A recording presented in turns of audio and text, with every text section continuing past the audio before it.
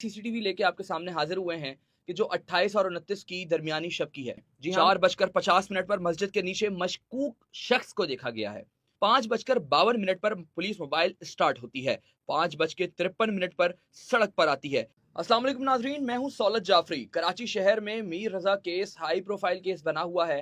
Police तहकीकात कर रही है।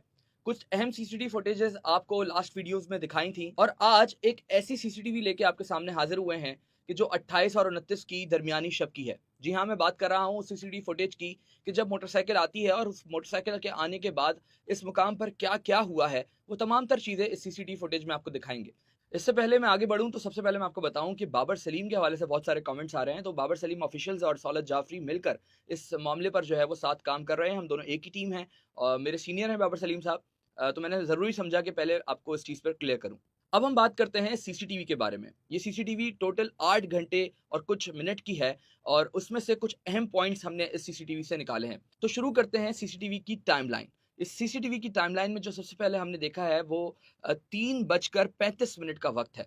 इस वक़्त से सीसीटीवी का आगाज़ होता है। स्क्रीन के टॉप पर एक पीली लाइट वाली मोटरसाइकिल आप देख सकते हैं। ये मोटरसाइकिल उस वक़्त खड़ी हुई है कि जिस वक़्त 3:36 पर मस्जिद के नीचे एक मोटरसाइकिल आके खड़ी होती है और ये वही मोटरसाइकिल है जो सबसे पहले सीसीटीवी फुटेज में सामने आई थी।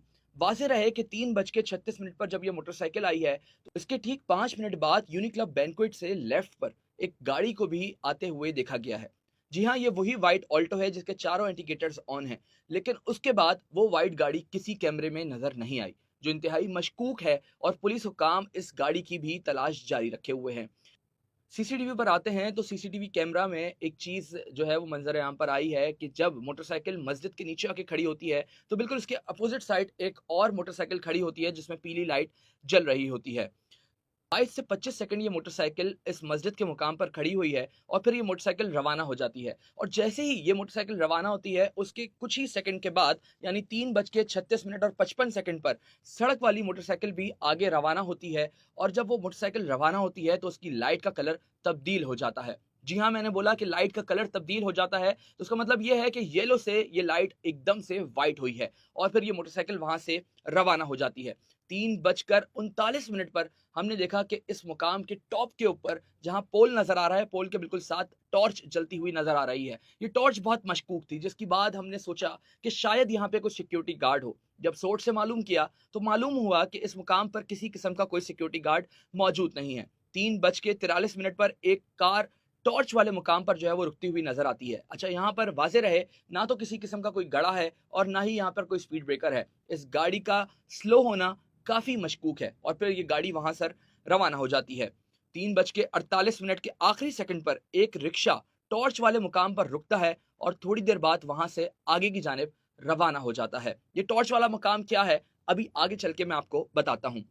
3:55 पर फिर टॉर्च देखी गई और फिर 4:07 पे भी टॉर्च के निशानात देखे गए हैं।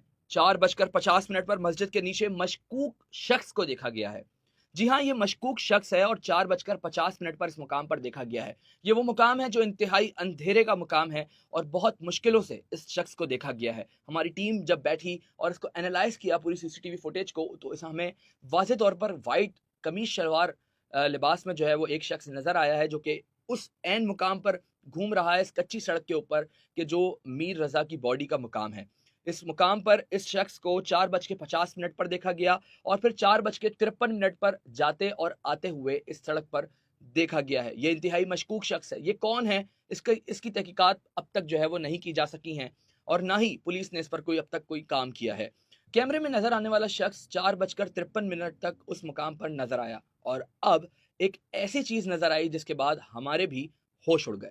जी हाँ, कराची की इस सड़क के ऊपर हमने पुलिस लाइट्स देखी।